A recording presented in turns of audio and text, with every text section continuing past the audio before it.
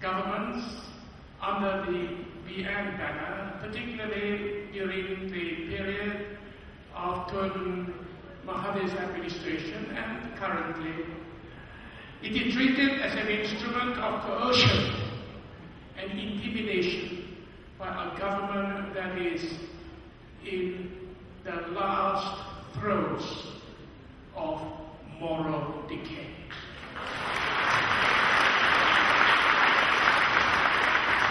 Our next speaker is YB Nurul Izzah,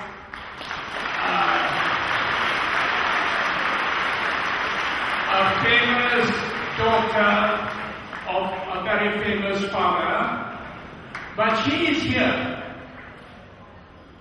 in her own personal capacity because she is quite capable of standing up on her own. So now, over to you.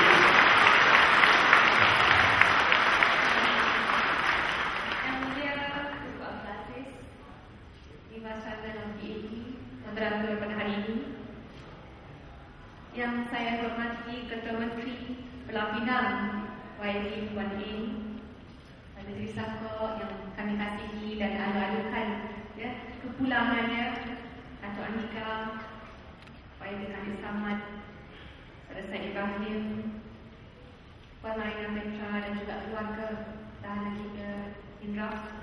Hadirin hadirat, teman-teman seperjuangan yang datang memberanikan diri, yang mahu memastikan kita diwakilkan kepada mereka golongan yang berani bangkit menentang ISA.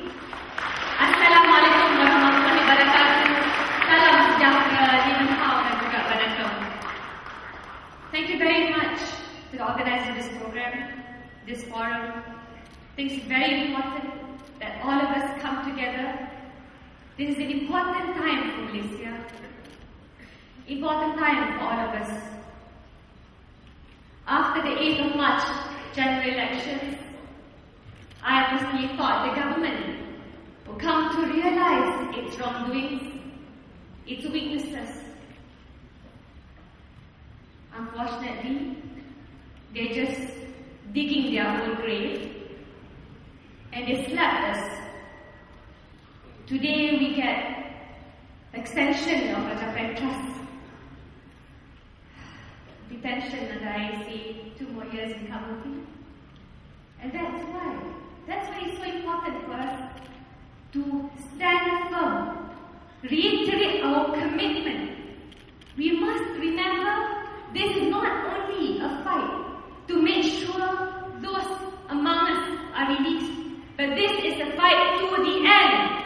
To make sure we not abolish ISA, but we replace the government of the day today.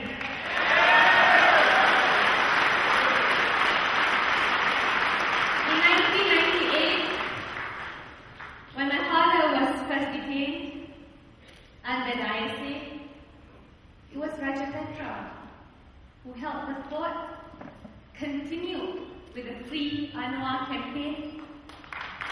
He fought hard, and today he fell victim 10 years onwards of the very act that he was fighting, struggling against.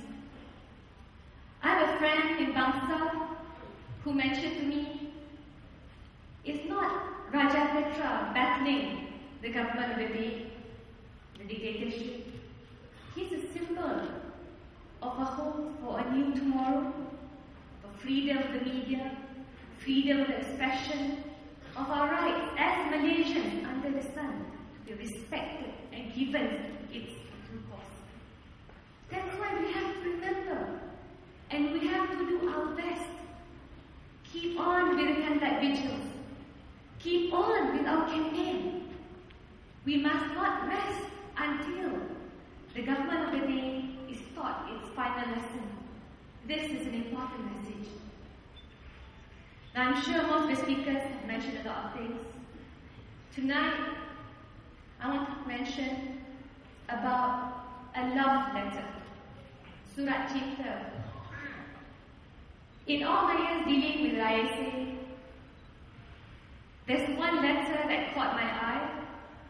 It was a love letter written by a man to his wife.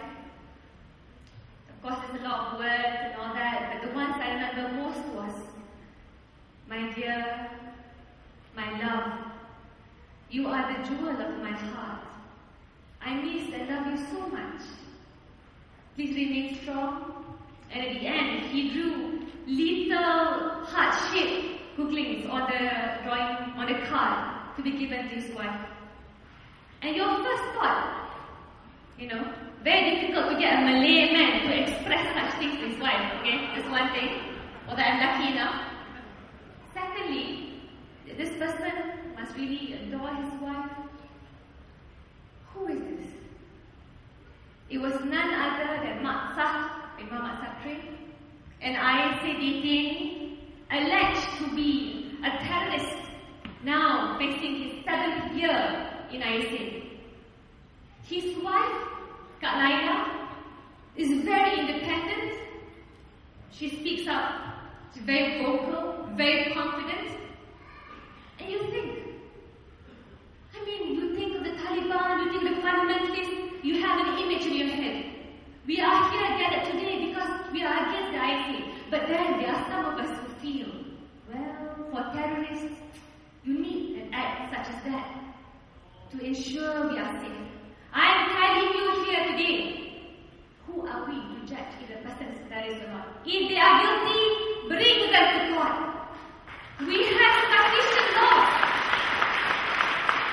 Remember, no matter how many times they want to call Malaysia, they want to see. We have the Sedition Act, Defamation Act, Penal Code, Communications and Multimedia Act, all such acts to ensure we remain safe. We remain protected by the law. Why then is there the need to detain these people?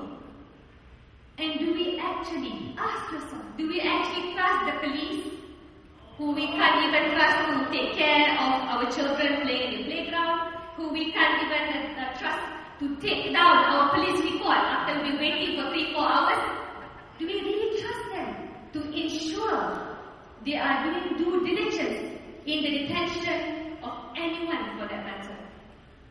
We have fundamental flaws in our system today. We have fundamental flaws in the police force. And if we do not correct these flaws, forever, laws like the ISA and other laws will be misused, abused in the name of those in power. They have not learned, ladies and gentlemen. They will not learn. Because of that, I urge you. I don't want to speak long because our struggle is beyond tonight. Our struggle is beyond the Pekkas release. Our struggle is for a real democratic Malaysia that holds true to its principles. And I want a firm commitment from all of you tonight. Tell your friends, you have to stand up now. Even tell the component parties in the end, when are you going to stand up and speak up against such injustices?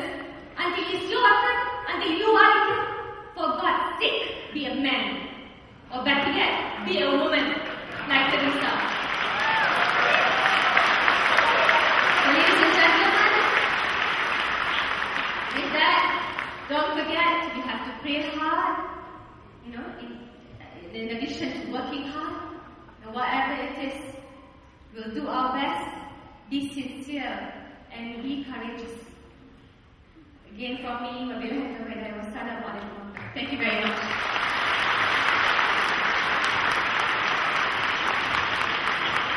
Well, now that was something. Without being condescending, but at my age, I think I can be a little condescending. She has the makings of a future great Prime Minister.